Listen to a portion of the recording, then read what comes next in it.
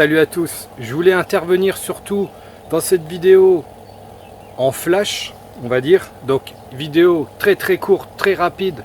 C'est pour vous parler de la chaleur qui arrive, qui a déjà commencé pour les plantes carnivores. J'ai des questions qui m'arrivent de temps en temps. Ne changez pas vos habitudes avec les carnivores, surtout restez comme vous êtes. Vous voulez les faire passer plus facilement le cap de la chaleur, essayez d'augmenter la hauteur d'eau dans vos soucoupes.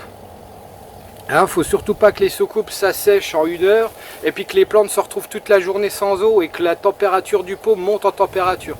Donc n'hésitez pas à augmenter la hauteur d'eau dans vos bacs. Les Sarracenia, vous pouvez noyer les pots, il n'y a pas de problème là-dessus. Des points un petit peu plus spécifiques et qui me revient, c'est le Cephalotus. Cephalotus, ne les brumisez absolument pas. J'ai eu plusieurs fois cette question pour essayer de les faire, parce qu'on sait que c'est des plantes qui n'aiment pas forcément la chaleur. Donc surtout, placez-les en extérieur, ne les gardez pas en serre. Mettez-les à l'ombre. Gardez la même habitude avec toujours un petit fond d'eau dans une soucoupe. Nous sommes en pleine canicule, donc les Cephalotus peuvent rester un petit peu dans l'eau à cette période. Mais surtout, ne les brumisez pas. On ne brumise pas les plantes carnivores. Pourquoi on ne les brumise pas? Ça ne sert absolument à rien. Sur le coup, vous allez provoquer de l'humidité sur la plante, ce qui peut être très mauvais pour les Cephalotus, admettons, mais qui au final, vous allez les vaporiser, elles vont avoir de la vaporisation pendant 10 minutes. Après, ça va s'assécher, on revient au point de départ. Donc c'est hyper ponctuel, ça ne sert absolument à rien du tout. Si vous voulez que les Cephalotus soient, et je vais parler pour Darlingtonia, donc Cephalotus, Darlingtonia et les Pingula tempérés et même les Pingula en temps normal, surtout n'hésitez pas à changer l'eau. C'est très important, il faut qu'ils aient de l'eau hyper fraîche à la base du pot. Il ne faut pas que ça macère dans de l'eau chaude, ça peut être aussi le gros problème. Je le rappelle, pour ces deux plantes-là, Cephalotus, Darlingtonia, poussent sur des espèces de plus ou moins de pentes où l'eau circule en dessous. Donc l'eau, pareil pour les Pingula, a toujours tendance à être fraîche sur le dessous des plantes. Deuxième point, quand vous faites de la serre comme ici, moi ce que je fais, c'est que je vais mouiller le sol le matin. En général, j'inonde le sol le matin et j'inonde, très important, j'inonde le soir. Il faut que l'hygrométrie remonte et faites ça bien avant que la nuit arrive. Donc, plus ou moins dans la pénombre, surtout pas que le sol s'assèche rapidement. Il faut que ça reste la nuit. Les plantes carnivores peuvent passer à l'aise la journée comme ça avec la chaleur et compagnie, mais la nuit essayez, c'est très important pour les carnivores, il faut que l'hygrométrie remonte au maximum. C'est exactement comme Heliamphora. Pour l'instant, Heliamphora, je vous en avais parlé, passe les journées à 37 degrés et ne bouge absolument pas, mais la nuit l'hygrométrie est hyper, il y a des pluies sans arrêt, il y a de la brumisation, c'est tout le temps augmenté et l'eau doit être vaporisé de façon fraîche. C'est pareil si vous avez des récipients avec les vaporisateurs et compagnie, ne les laissez pas stagner pendant toute une semaine. N'hésitez pas à changer l'eau sans arrêt. Il faut remettre de l'eau froide et de l'eau froide et de l'eau froide sans arrêt. Il y a des autres choses aussi qui me viennent. On ne met pas les plantes carnivores à l'ombre. Pourquoi on ne met pas les plantes carnivores à l'ombre? Ça va devenir le même problème.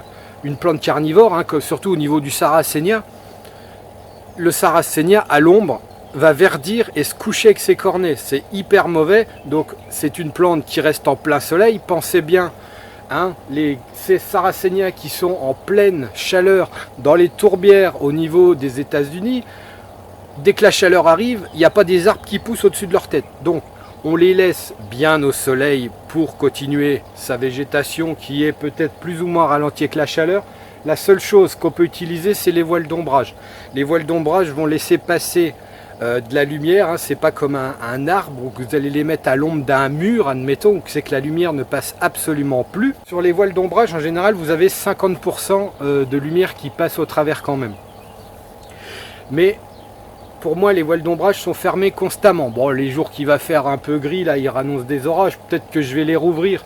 Mais quand vous avez des serres et que vous les posez dessus, bien souvent il y a certaines personnes qui ne les enlèvent même pas. Et ça ne pose aucun problème. Donc voilà, je voulais vraiment intervenir sur la chaleur, que vous ne vous trompiez pas dans vos choix à ce niveau-là. Bien pensé, c'est l'eau fraîche Armet. J'ai été un petit peu absent ces derniers temps, c'est dû au travail, hein. C'est le travail qui est hyper intense en ce moment. Donc là je vais vous faire une vidéo sans forcément de montage, juste pour que vous soyez informés, pour que je vous passe un message. Prochaine vidéo, je vais essayer de me mettre sur le montage. Comme je l'avais dit, je suis parti 3 jours sur Paris. Donc je vous fais le montage, parce que j'aimerais bien refaire des petites choses, hein, que ce soit bien sympa à regarder. J'ai filmé les collections que j'ai été voir.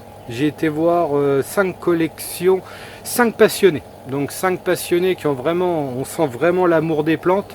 Hein, ça m'a fait hyper plaisir de les rencontrer. Ils ont vraiment un amour de plantes, vraiment, ils sont vraiment pointilleux avec leurs plantes. Et c'est ça que j'ai vraiment apprécié chez ces amateurs. Donc voilà ce que je peux vous dire à l'heure actuelle, les points cruciaux, hein, on va dire, pour passer la chaleur au niveau de vos plantes.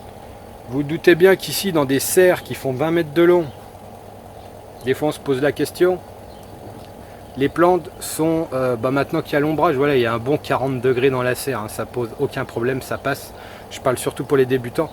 Mais pour moi, si vous avez la possibilité, le mieux c'est de placer, quand on est en serre, il faudrait pouvoir placer les plantes en extérieur. Je vois les Sarracenia sont beaucoup plus belles en extérieur, c'est le test que je fais cette année.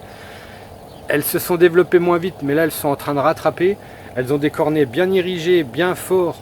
Et voilà, on les courants d'air, on le soleil, voilà, mais au moins ils ne sont pas en température comme dans la serre, hyper confinés.